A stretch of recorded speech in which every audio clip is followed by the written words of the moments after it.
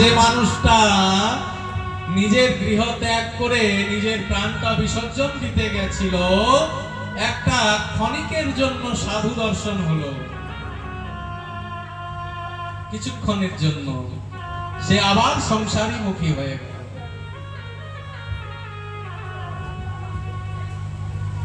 তাই সবাইকে অনুরোধ করব যে সাধু গুরু ব্রাহ্মণ বৈষ্ণব এদেরকে একটু সম্মান দিতে শেখো। কেন বলছি?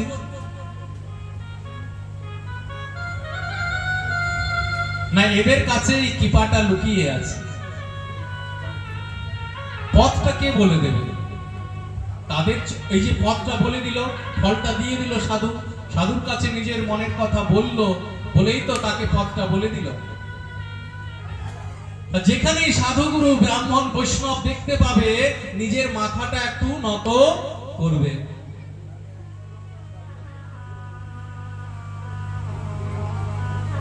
অনেক জায়গায় বলে, আমাদের গ্রামেও বলেছে, যে কথা তো তুমি বলছো যে ব্রাহ্মণ বৈষ্ণবদের দেখলে সম্মান করবে, ঠিকই, কিন্তু আমাদের গ্রামের সবাইকে তো চিনি কেমন মানুষ।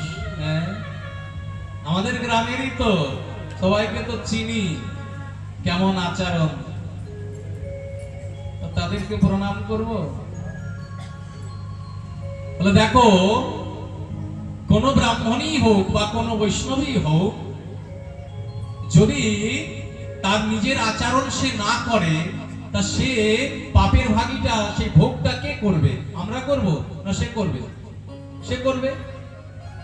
তাহলে ওর পাপের ভোগ ও সে নিজে করবে, যেমন আচরণ করছে সে ভোগ করবে, আমরা তাকে সম্মান করব। আর এটা মিলিয়ে নাও, সাধুগুরু ব্রাহ্মণ বৈষ্ণবের চরণে তুমি মাথাটা নত করতে শেখো, দেখো দিন দিন তুমি উপর দিকে যাবে। একটা বছর করে দেখো, হোক না ও অত্যাচারী, কোনো আচরণ নেই, আমরা জানি গ্রামে আচরণ নেই, কিন্তু তবু আচ্ছা সরাসরি যদি না করা যায়, চরণ ছুঁয়ে প্রণাম করার দরকার নেই, ওকে দেখতে পেলেই একটু নিজে থেকে করো না, ওকে জানতেও দিও না। আচ্ছা কাউকে যদি আমি প্রণাম করি, যদি সে জেনে যায়, তার মনে অহংকার হবে, দেখো আমাকে সবাই প্রণাম করছে, হ্যাঁ, অহংকার চলে আসবে তার মনে। তাহলে তারও যেন পতন না হয় অহংকার হয়ে, আমি তাকেও জানতে দেব না। একাদশীর ব্রত করছো, একাদশীর দিন সংকল্প নিয়ে নাও যে 11টা ব্রাহ্মণকে আমি প্রণাম করব, হাত ছুঁয়ে নয়, মনে মনে, যখনই দেখতে পেলে মনে করে প্রণাম করে নাও। লোক দেখানি প্রণামটা নয়। কি নেবে? পুষ্প দাও, মাতাজিকে দাও একটু পুষ্প দাও।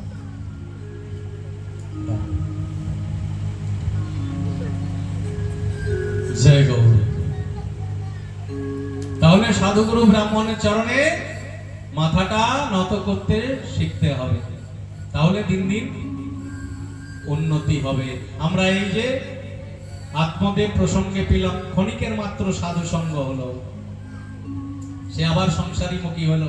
তার ঘরে এসে স্ত্রীকে বলছে যে এই নাও ফল, তুমি এই ফলটা খেলেই আমাদের সন্তান সন্ততি হবে। ফলটা পেয়ে তার মুখটা গোমড়া হয়ে গেল। কারণটা কি? না, সে মা হতে চায় না, সে দেখছে আমি এমনি শুকিয়ে আছি, চিন্তা করছে যে ফল দিয়েছে আর ওই সাধু সন্তদের ফল, এ তো মিথ্যা হওয়ার নয়, খেলেই তো আমার সন্তান সন্ততি হবে, খাবই না। চিন্তা করছে কি করব কি করব। তখনই তার এক বোন এখানে এসেছে, দিদি তোর কি হয়েছে? সব কথা খুলে বলল।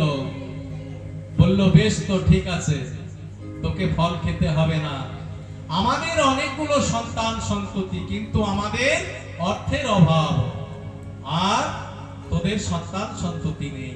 এই দেখ আমি আবার শুভ রয়েছি, আমার যে গর্ভে সন্তান রয়েছে এটা ভূমিষ্ঠ হলে আমি তোকে দিয়ে দেব, আর তার বিনিময়ে তুই আমায় কিছু অর্থ দিবি, টাকা পয়সা দিবি। দুই বোনের মধ্যে একটা কথাবার্তা হয়ে গেল। আত্মদেবকে বলছে যে বাইরে থাকলে তো বুঝতে পেরে যাবে, বললো আজ থেকে আমি ফল খেয়েছি, ঘরের মধ্যেই থাকবো। ঠিক সময় মতো সেই দিনটা ঘনিয়ে এলো। ধুন্দুলি দেবী কি করলো না, তার বোনের সন্তানটা কোলে করে নিয়ে ঘরে থেকে বেরিয়ে এলো, আর আত্মদেবের কোলে দিয়েছে, এই নাও আমাদের সন্তান হয়েছে। আত্মদেবের তো আনন্দ ধরে না, এতদিন পর সন্তান হয়েছে ঘরে। সমস্ত সাধু সন্তদের নিমন্ত্রণ করে বাড়িতে ডেকে নিয়ে এসেছে।